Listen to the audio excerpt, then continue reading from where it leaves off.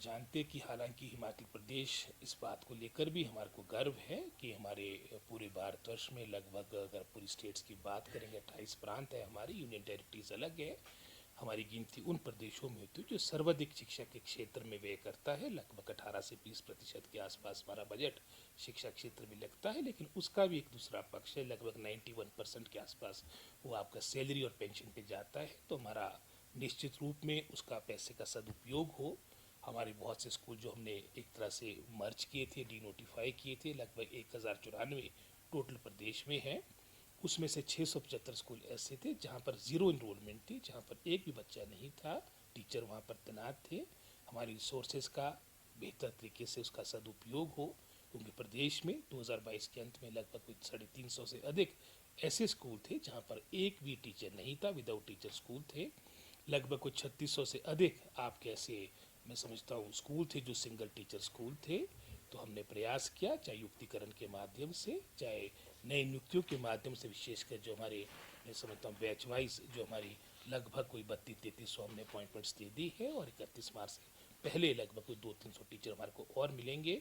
और इसके अलावा भी लगभग कोई 250 से अधिक हमारे चयन आयोग को आपकी पोस्टें जाएगी, जिसके माध्यम से अधिक हमारे जो स्थान रिक्त पड़े हैं इनको भरा जाएगा। और हमारी प्राथमिकता है, क्योंकि हमने जैसे आपने रिसोर्सेज की बात की, हमने एक आधार अपने डिपार्टमेंट का एक इनरोलमेंट को अपना आधार, अपना बेस मान लिया है। पहली प्राथमिकता उन स्कूलों को मिलेगी जहाँ पर हायर इनरोलमेंट है, चाहे वो संसाधनों की बात हो, इंफ्रास्ट्रक्चर को और डेवलप करने की बात हो, धन के बंटन की बात हो, चाहे साथ ही साथ मैं समझता हूँ वहाँ पर रिक्त पड़े पदों को भरने की बात हो, तो प्राथमिकता उनको दी जाएगी। तो इन सभी बातों को लेकर निरंतर प्रयास हो रहे हैं, और अभी आने वाले मैं समझता हूँ आपके फर्स्ट वीक में हम पुनः मिलेंगे, हमारा डिपार्टमेंट मिलेगा, और उसमें हमने सारी बातों को लेकर हमने आने वाले समय में सीएम साहब को भी अवगत करवाना है और अपनी कैबिनेट को भी अवगत करवाना है। सर कॉलेजेस भी मर्जर होंगे क्या, या सारी बातें जैसे मैंने कहा है कि ये सारी बातें हम कैबिनेट को, माननीय मुख्यमंत्री को अवगत करवाएंगे। जो प्रस्ताव हमारा या हमारे जो सुझाव होंगे, जो वर्तमान की स्थिति है, इन सब बातों को लेकर हम सीएम साहब को और अपनी कैबिनेट को अवगत करवाएंगे। और जहाँ तक तो निर्णय की बात है, आपने क्लास 1 में इंग्लिश को प्रारंभ करना एक बहुत बड़ा निर्णय था। एकेडमिक सेशन के दौरान ट्रांसफ़र ना हो, एक बहुत बड़ा निर्णय था। इनरोलमेंट के बेस पर आपकी नीतियाँ बने, प्राथमिकता उन स्कूलों को मिले जहाँ पर बच्चे, एक बहुत बड़ा निर्णय था।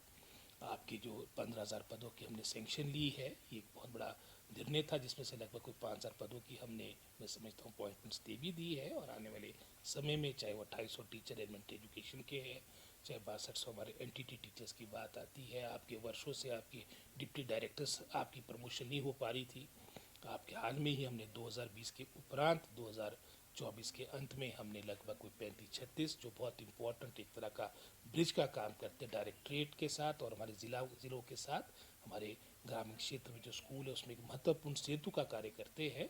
तो उसमें लगभग कुछ 36 हमने डिप्टी डायरेक्टर्स प्रमोट किए हैं।